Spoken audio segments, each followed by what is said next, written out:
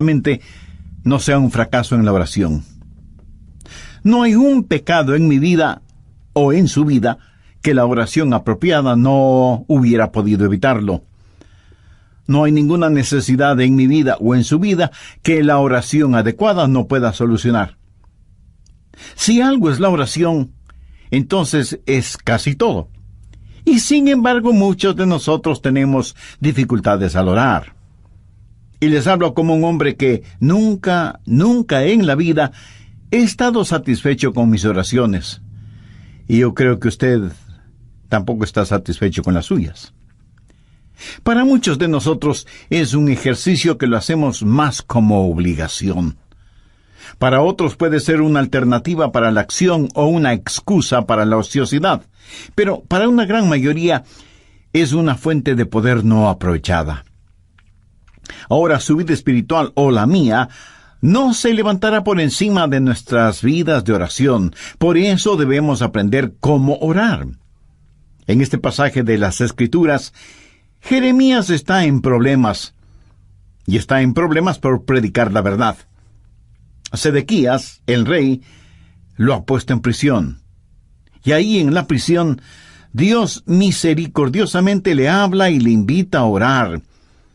Y este es el trasfondo de Jeremías 33:3, donde Dios dice, «Clama a mí, y yo te responderé». Quiero que note conmigo la orden o mandamiento que Dios dio. No dijo el pedido o la invitación, sino el mandamiento que Dios dio. Le ordenó a Jeremías que orara. Le dijo, «Clama a mí». Jesús dijo que los hombres deben orar siempre. Y el apóstol Pablo dijo que debemos orar sin cesar. Este es un mandamiento de Dios Todopoderoso y es quien Dios toma la iniciativa. Dios le dijo a Jeremías, «Llámame». ¿Alguna vez ha tenido la tarjeta personal de alguien importante con su número telefónico privado y quien se la dio le dijo, «Llámame»? Una vez un presidente de los Estados Unidos hizo eso conmigo. Bueno, me dijo, «Si puede hacer esto, déjeme saberlo. Esta es mi tarjeta. Llámeme». Y anotó su número telefónico en esa tarjeta. Ese momento no quise que nadie tocara esa tarjeta. Ahora ya no sé ni dónde está. Pero el punto es que si alguien importante le da su tarjeta con el número telefónico personal, eso es un gran privilegio. Y aquí está el Dios Todopoderoso, llegando hasta donde está Jeremías y diciéndole, «Llámame». Retrocedamos al capítulo 32, verso 17, para ver la clase de persona que hizo esa invitación.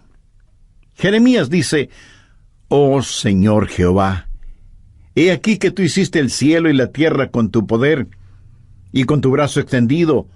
No hay nada que sea difícil para ti, que haces misericordia a millares y castigas la maldad de los padres en sus hijos después de ellos. Dios grande, poderoso, Jehová de los ejércitos es su nombre». Mi amigo, ese Dios es quien dijo, «Llámame». Él es quien dio su número privado, Jeremías 33:3, y dijo, «Aquí está mi número privado, quiero que me llames». Es mi invitación para ti. La mayoría de nosotros no podemos sencillamente tomar el teléfono y llamar a los jefesotes en el gobierno, o en los negocios, o en el mundo del entretenimiento. Pero escúcheme, no hay ni uno solo de ustedes que me están oyendo que no puedan hacer contacto con el cielo. Frente a determinadas situaciones, nunca diga que no hay nada que usted pueda hacer, porque sí puede orar. Y la oración no es algo que solo usted puede hacer, es algo que todos podemos hacer. Y porque Dios nos ha pedido que oremos, y porque Dios nos ha invitado a que oremos, y porque Dios nos ha ordenado que oremos, el dejar de orar es un pecado, pero también es una invitación. Y el dejar de orar es un insulto, y también es un privilegio, y el dejar de orar es una necedad, y también es una oportunidad, y el dejar de orar es una tragedia. Y cuando no oramos, pecamos contra Dios, le insultamos a Dios, nos negamos nosotros mismos ese privilegio y entramos en una tragedia colosal y, sin embargo, fracasamos en orar. Deseo compartir con usted 10 pequeñas lecciones que he aprendido acerca de la oración. No voy a profundizar en ninguna de ellas, porque las comparto con usted como quien está también aprendiendo, no como una persona erudita o graduada en la escuela de la oración. Primero, haga un hábito de la oración. Los hábitos se forman al comenzar una y otra vez aquello en lo que fracasa día a día hasta que la oración se vuelve un hábito. Segundo, elija un tiempo y un lugar para orar.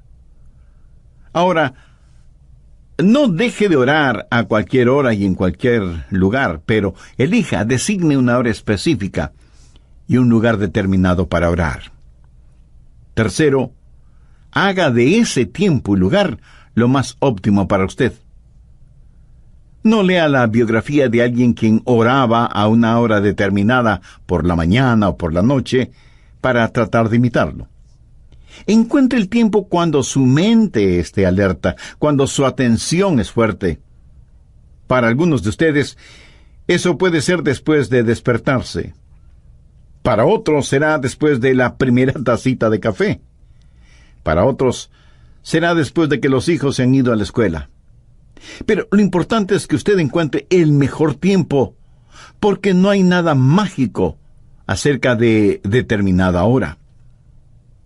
Cuarto, cuando vaya a orar, equípese.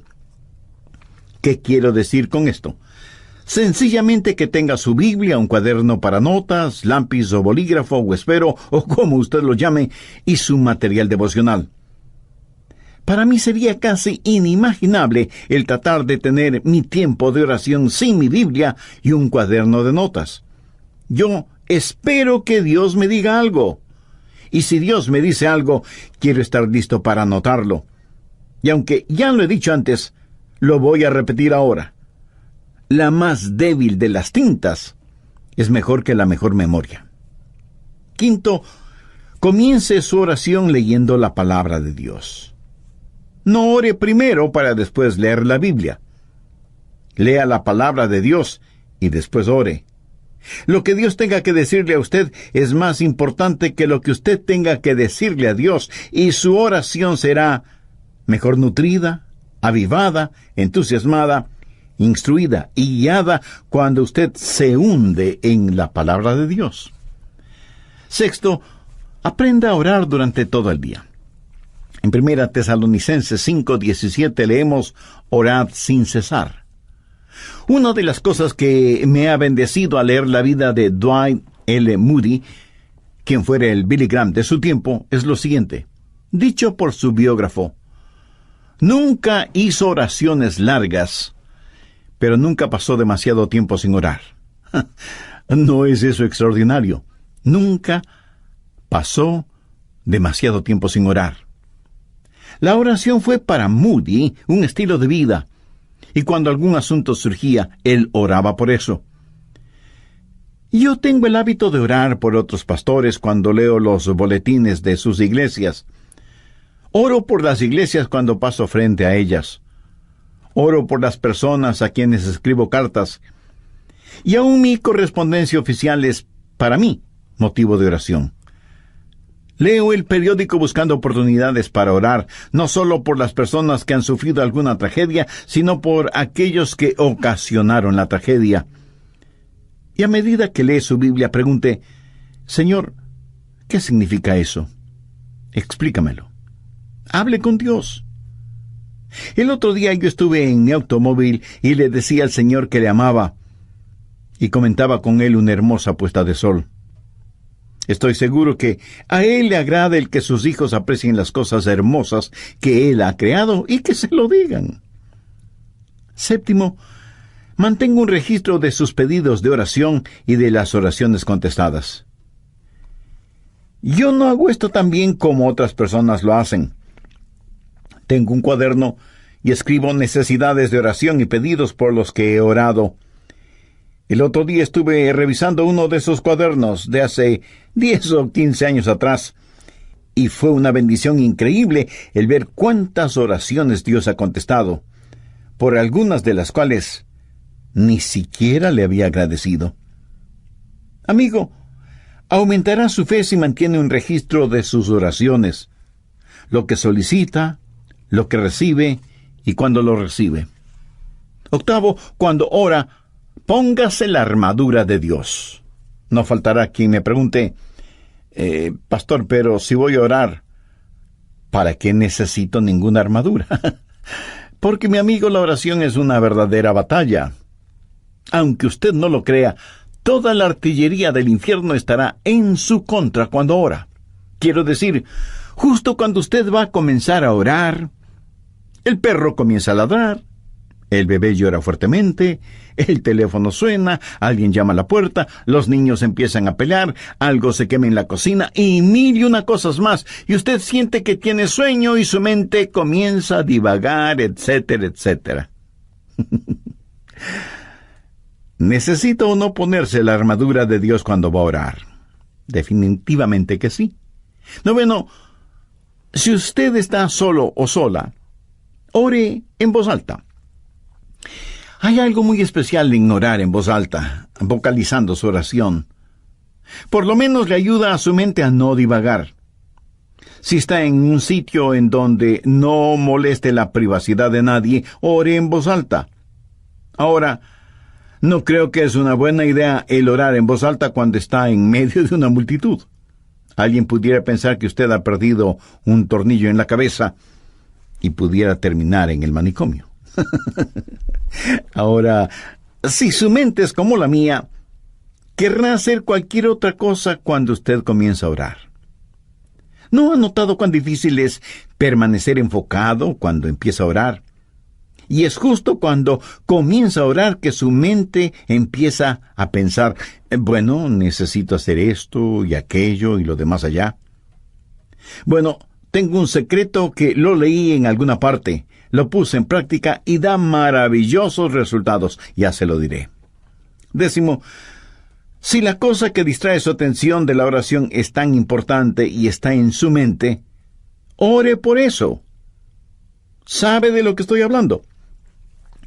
Si, por ejemplo, estoy orando por los enfermos y el Señor me dice, Adrián, tienes que preparar un mensaje, dejo de orar por los enfermos y ese mismo instante oro por el mensaje. Hecho eso, puedo concentrarme en aquello que está en mi mente y que es el punto central de mi oración. Evidentemente, eso es lo que está en mi subconsciente y por lo cual quiero orar. En Mateo 21:22, el Señor Jesucristo dijo, y todo lo que pidiereis en oración, creyendo, lo recibiréis. Pero quiero que vea una segunda cosa. He hablado del mandamiento de orar. En Jeremías 33:3, Dios dice, clama a mí. Ahora, con el mandato quiero que note la confianza y la seguridad que viene con esa orden. Clama a mí, y yo te responderé. Ahora, ¿es esa la verdad o no lo es? Es la verdad. El Dios Todopoderoso ha dicho, y yo te responderé. Eso da confianza, seguridad. Y sea que usted lo entienda o no, es la verdad. Dios responde cuando clamamos a Él. Dios contesta nuestras oraciones. Es promesa de Dios que cuando le pedimos en oración, creyendo, Él nos contesta. Suponga que usted envía una carta al presidente de su país, quejándose de alguna cosa. Ahora suponga que el presidente, en verdad, lee su carta. Sí, claro. Menos mal que solo estamos suponiendo. Unos días después de que usted envió su carta, llaman a la puerta de su casa y cuando usted abre la puerta, se encuentra frente a frente con el presidente. Usted se queda sin habla debido a la sorpresa y más aún cuando su presidente le dice, recibí tu carta y vengo a darte una respuesta personalmente. Como esto más bien suena a ciencia ficción, recuerde que solo estamos suponiendo. Ahora deje de suponer. Dios mismo ha dicho, yo soy el que personalmente voy a contestarte. Y cuando Dios nos contesta, Él lo puede hacer de 4 maneras. Primero, su respuesta puede ser específicamente entregada. Usted como yo hemos pedido a Dios cosas específicas y las hemos pedido y las hemos recibido tan instantáneamente, tan milagrosamente, tan realmente, que nadie puede convencernos de que eso no fue una casualidad o una coincidencia. Creo que todos oramos en forma general, pero aquellos que hemos caminado este sendero por largo tiempo, hemos orado y hemos recibido respuesta específica e inmediata. Segundo, a veces la respuesta puede ser estratégicamente demorada. O sea, Dios no siempre contesta en forma inmediata. Eso no significa que no vaya a contestar. Dice la palabra de Dios en Isaías 30:18, por tanto Jehová esperará para tener piedad de vosotros. Y con Dios, el momento apropiado es más importante que el tiempo. Por lo tanto, su respuesta puede ser estratégicamente demorada. Tercero, su respuesta puede ser significativamente diferente. Usted puede pedir a Dios algo y Él le dará algo mucho mejor. El apóstol Pablo en 2 de Corintios capítulo 12 dice que tenía un aguijón en la carne y le había pedido a Dios que lo removiera, que le quitara ese aguijón, pero Dios no lo hizo. Sin embargo, Dios contestó la oración de Pablo, no dándole lo que el apóstol le pedía, sino otorgándole algo mucho mejor de lo que había pedido. ¿Qué pudo ser mejor que quitarle el aguijón en la carne? Una sobreabundante gracia. Pablo, escribiendo a los hermanos en Corinto, les dijo, pues que hemos de pedir como conviene, no lo sabemos, pero el Espíritu mismo intercede por nosotros con gemidos indecibles. Cuarto, la respuesta puede ser soberanamente negada. Usted puede pedir algo a Dios y Él le dirá, no voy a contestar tus oraciones, no porque tu corazón esté equivocado, sino porque estás pidiendo por algo equivocado. Y Dios le ama demasiado como para darle algo que puede hacerle daño. Dios le ama de tal manera que este mismo momento está abriendo la oportunidad para que usted, si aún no es un creyente, haga una decisión por Jesucristo ahora mismo. Usted, amigo, pudiera ser un importante ejecutivo, usted, amiga, pudiera ser una hábil empresaria, no importa quién sea usted o dónde esté. Si no tiene la seguridad de su salvación eterna, no necesita ser un científico para saber que su condenación será eterna, independientemente de lo que usted crea al respecto. En el programa anterior compartí con usted 10 pequeñas lecciones que he aprendido acerca de la oración. Primero, hay que hacer un hábito de la oración. Segundo, hay que elegir un tiempo y un lugar para orar. Tercero, hay que saber optimizar ese tiempo. Cuarto, hay que equiparse para ir a orar.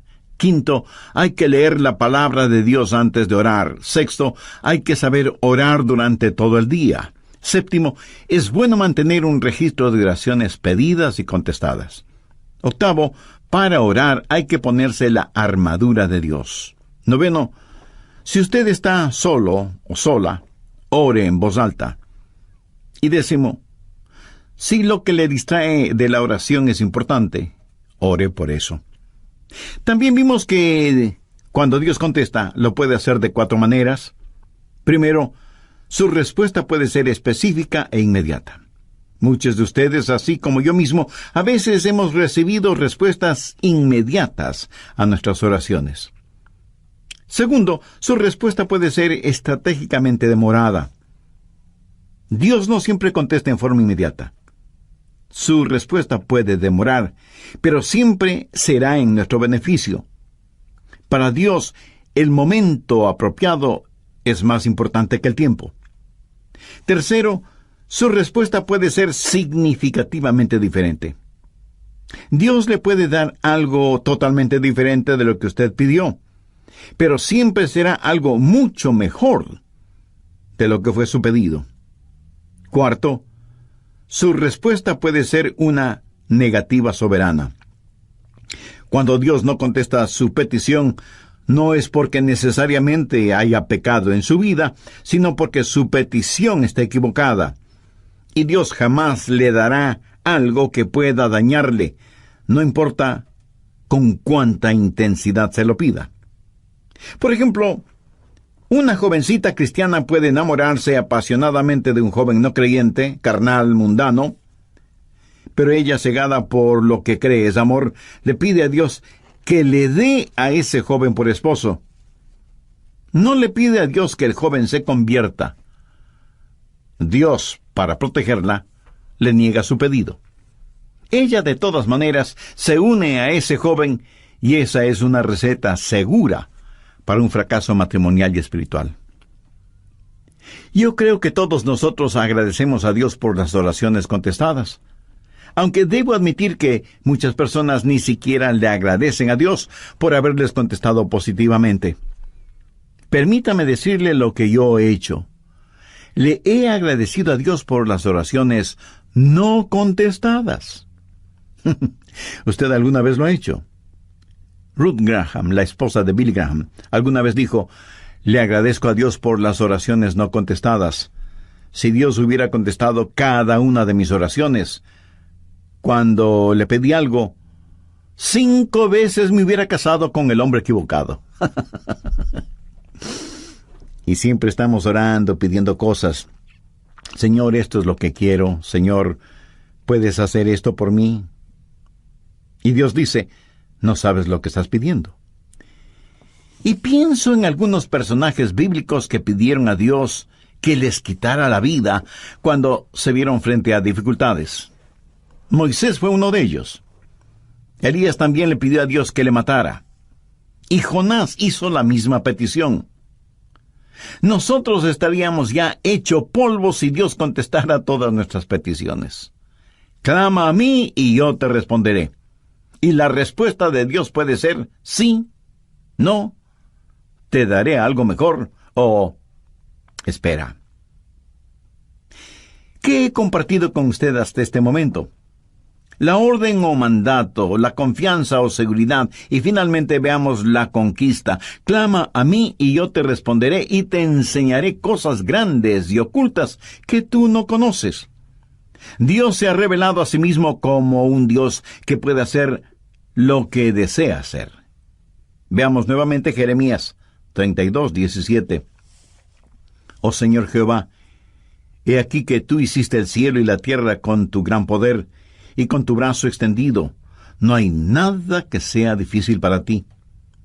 Vamos un poco más adelante hasta el verso 27, en donde Dios presenta sus credenciales, por decirlo de alguna forma.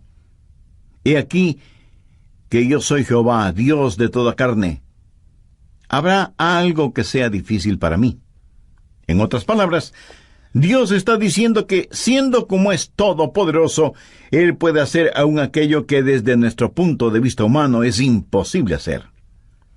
Conozco a personas que tienen dificultad para creer en milagros. Los científicos, por lo general, y con las debidas excepciones, se identifican como ateos o, a lo sumo, agnósticos. Y pregunto, ¿cómo nadie puede tener dificultad con los milagros si cree en la creación? Si usted puede aceptar Génesis 1:1, de ahí en adelante, todo es más sencillo de creer.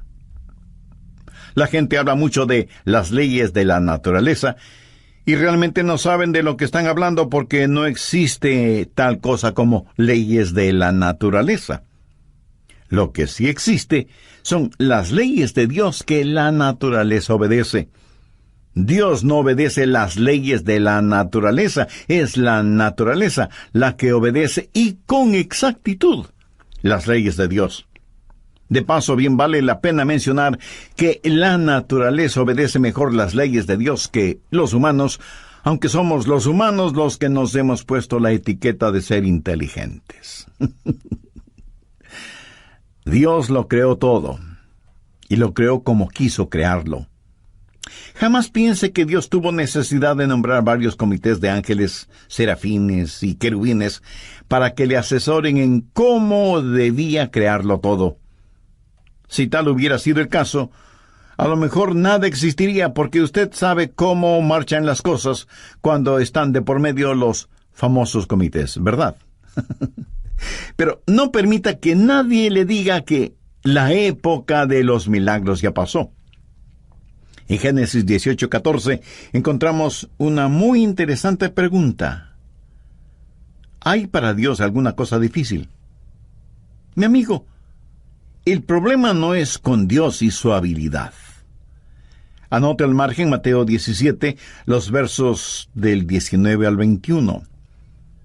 Viniendo entonces los discípulos a Jesús aparte, dijeron: ¿por qué nosotros no pudimos echarlo fuera? La referencia es que ellos habían tratado de sanar a un joven lunático o poseído por el diablo, pero no habían podido hacerlo. Cuando Jesús intervino, sanó de inmediato al joven. Eso motivó que ellos preguntaran a Jesús: ¿por qué nosotros no pudimos echarlo fuera? Jesús les dijo: por vuestra poca fe. Porque de cierto os digo que si tuviereis fe como un grano de mostaza, diréis a este monte: pásate de aquí y allá, y se pasará, y nada os será imposible. Subraye esa última frase: nada os será imposible. Pero este género se refiere a la posesión demoníaca. No sale sino con oración y ayuno. En otras palabras, Jesús les dijo: la razón por la que mi Padre no les contestó no es porque no tenga la habilidad para hacerlo, sino debido a la incredulidad de ustedes. Porque si tuvieran fe aún del tamaño de un pequeño grano de mostaza, podrían decir a un monte: quítate del camino, y se quitaría. Mi amigo, la más pequeña cantidad de fe es mucho más grande que la más grande dificultad. Dios le dijo a Jeremías: clama a mí, y yo te responderé, y te enseñaré cosas grandes y ocultas que tú no conoces. Yo creo que la idea aquí es algo que usted nunca ha visto, o algo que ni siquiera puede imaginarlo. Y este verso me trae a la memoria Efesios 3, versos 20 y 21, en donde Pablo, pensando en la grandeza del Señor, dice: y aquel que es poderoso para hacer todas las cosas, mucho más abundantemente de lo que le pedimos o entendemos, según el poder que actúa en nosotros, a Él sea gloria en la Iglesia en Cristo Jesús por todas las edades, por los siglos de los siglos. Amén. No hay ninguna oración demasiado difícil como para que Dios no conteste. No hay ningún problema demasiado grande que Dios no pueda resolverlo. No hay persona demasiado perdida como para que Dios no pueda salvarla. No hay promesa demasiado complicada como para que Dios no la cumpla. Clama a mí, y yo te responderé, y te enseñaré cosas grandes y ocultas que tú no conoces. Y si usted me pregunta: si pido a Dios algo que esté fuera de su voluntad, ¿me escuchará? Amigo, debe estar bromeando. Por supuesto que le escuchará, pero no le contestará. Mire lo que dice 1 de Juan 5:14. Y esta es la confianza que tenemos en Él, que si pedimos alguna cosa conforme a su voluntad, Él nos oye. Sabiamente se ha dicho que nada está fuera del alcance de la oración, sino aquello que está fuera de la voluntad de Dios. Ahora, usted no querrá nada que no sea la voluntad de Dios para usted, ¿verdad? Verá, la voluntad de Dios no es algo que tiene que hacer, más bien es algo que quiere hacer. La voluntad de Dios es lo que usted quisiera para usted mismo, si tuviera el suficiente sentido común para quererlo. Dios le ama. Recuerde que la única cosa que está fuera del alcance de la oración es aquello que está fuera de la voluntad de Dios. Pero para Dios no hay problema demasiado grande, ni promesa demasiado difícil, ni personas demasiado perdidas. No hay nada que Dios no pueda hacer. De hecho, al mirar este versículo en Jeremías, clama a mí y yo te responderé, y te enseñaré cosas grandes y ocultas que tú no conoces, está en realidad dentro del contexto de problemas nacionales. ¿Acaso usted no tiene un inquieto sentir acerca de todo lo que está pasando en el mundo de hoy? Dios le está diciendo a Jeremías: mira, Jeremías, todo está bajo control. Ahí está Babilonia. Ahí está el cautiverio. Todas estas cosas van a suceder. En el capítulo 32 de Jeremías, desde el versículo 36, Dios le dice a Jeremías qué es lo que va a pasar, y comienza a hablar acerca de sus planes para Israel, del cautiverio en Babilonia, del regreso a la tierra, del venidero reino de Cristo, y luego le dice a Jeremías que ore. En la oración, nos unimos con Dios en regular las naciones y operar el universo. Y yo realmente no entiendo esto, pero Dios ha dicho lo que va a hacer.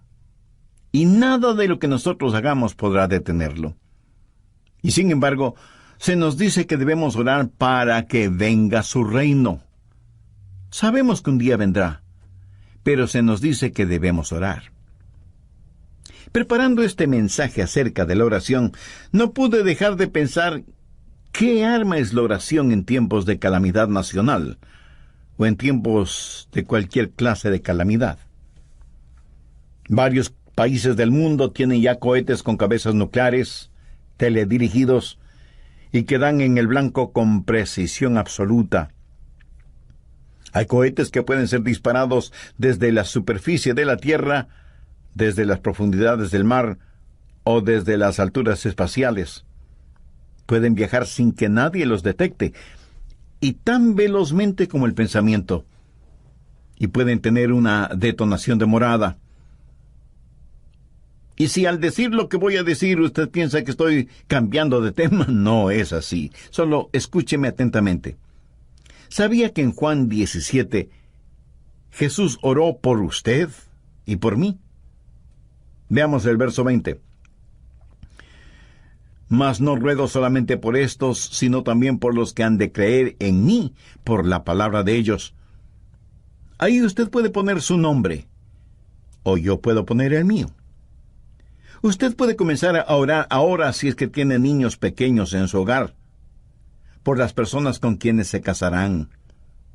Haga una oración de detonación retardada, sabiendo que dará en el blanco. ¿Sabe qué es lo mejor de todo esto? Que Satanás no tiene ninguna defensa contra nuestros cohetes espirituales. Tampoco existe un cohete contra la oración.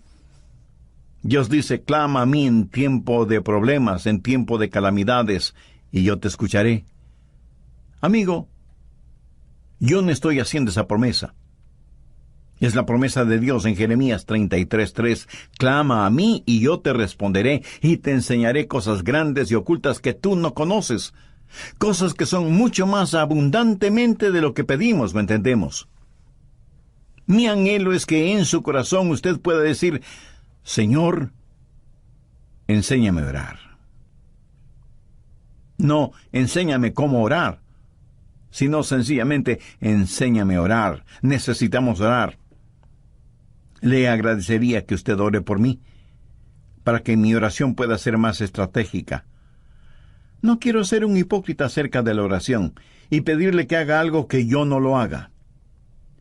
Profundicemos en nuestra vida de oración y agudicemos nuestro enfoque.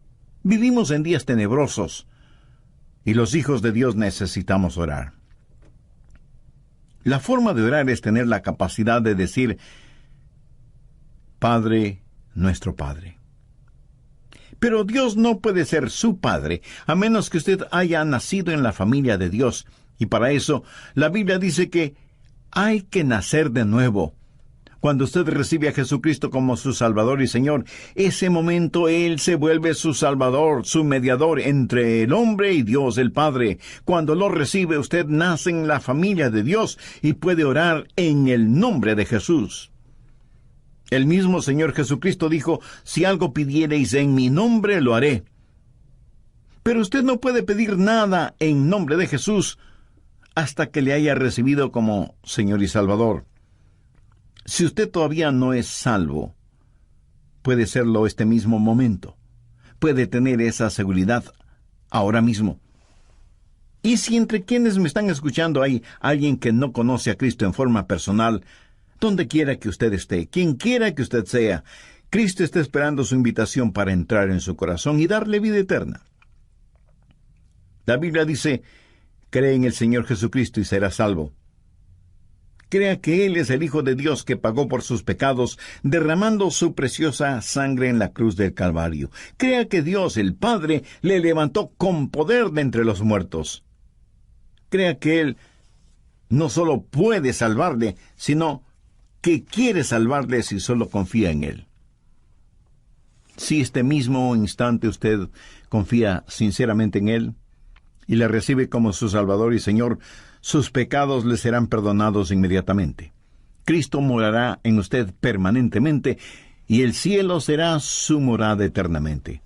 Si tiene ese deseo y necesidad espiritual, le invito a orar una sencilla oración. Use sus propias palabras. Converse con Dios y dígale: querido Dios, anhelo que esta oración pueda llegar a ti. En realidad no estoy acostumbrado a orar.